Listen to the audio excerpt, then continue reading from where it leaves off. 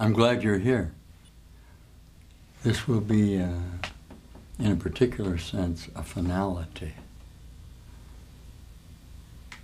Those of you who perhaps are joining us for the first time are aware and will become increasingly aware that we associate ourselves as teachers of God who represent through the mind of Jesus Christ of Nazareth, who is an historic figure contained within your own memory patterns of an entire solution to your search for peace and happiness, the conformation of which occurs in a reconformation of the idea of your separation based on a perspective of temporalness.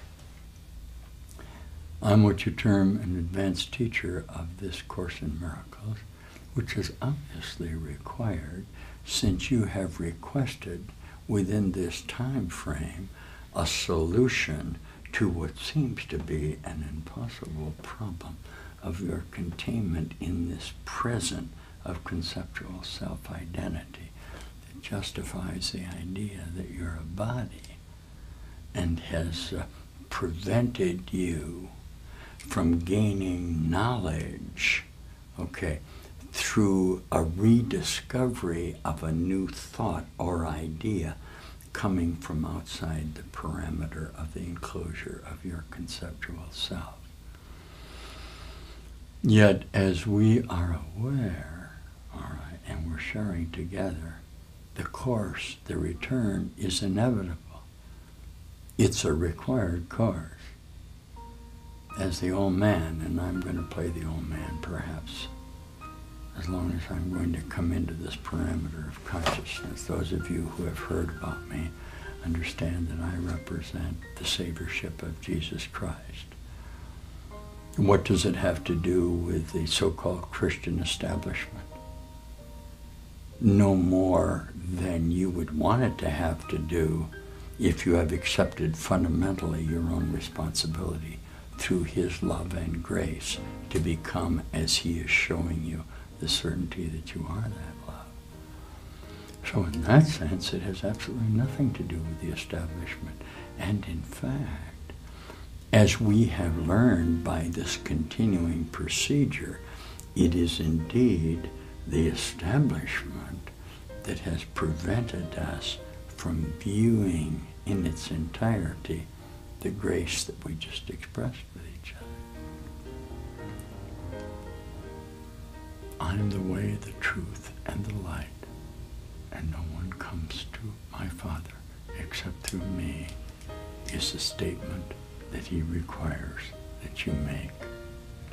And it's made in regard and in response to the moment of the totality of a request that we made, that there's got to be another way where we can find the peace and harmony that we seek, because we are totally frustrated by the idea that contained within our associations of love and forgiveness and correspondence and communication, we end up, so-called ultimately, once again, in death and disillusionment and loss.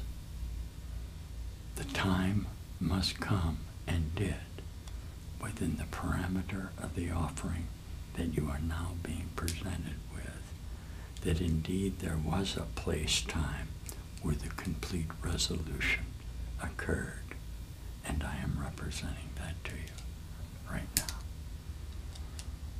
Now, that procedure right there, would be my assurance to you that you're not here by accident.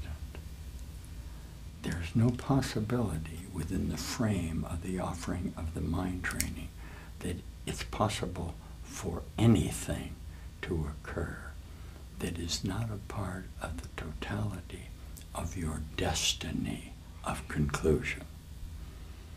One of the lessons in the teacher's manual is a request that was made within the conceptual formulation with the inquiry, how will this world end? It would have to contain the idea that you're occupying a body and are somehow within this little frame of time, all right? But I can address it from my certainty of the fundamental teaching. Are you listening to me? You brought this world with you when you came.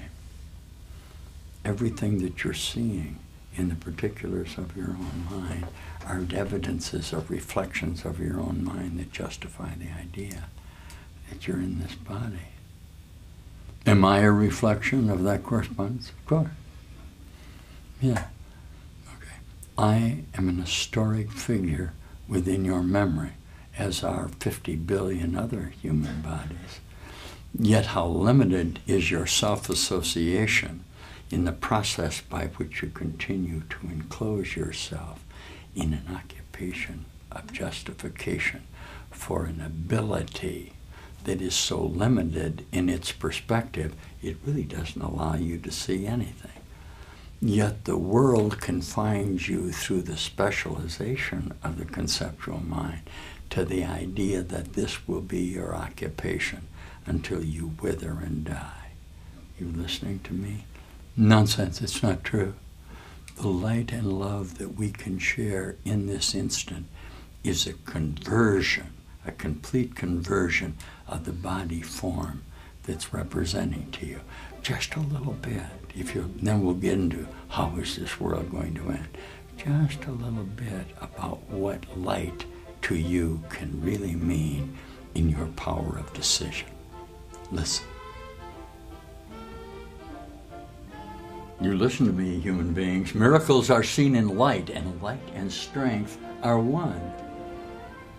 Okay, I'm back just for a moment, and I know I'm going to read this. The strength of the light of our power of love is what we are. You're very fearful of that light. Shall I tell you why? It'll be the loss of the illusion of your body. And in fact, the loss of the illusion of this world, which was nothing but a containment within the fabric of your own misidentity. Let's look at the power of light for a second. So the miracle's in the light, and the idea for today is an extension of the previous one. Look, you do not think of light in terms of strength and darkness in terms of weakness. That is because your idea of what seeing means is tied up with the body and its eyes and its brain. Thus you believe that you can change what you see by putting little bits of glass before your eyes.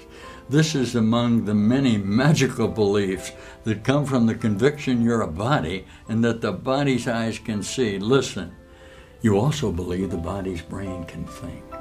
If you but understood the nature of thought, you could but laugh at this insane idea.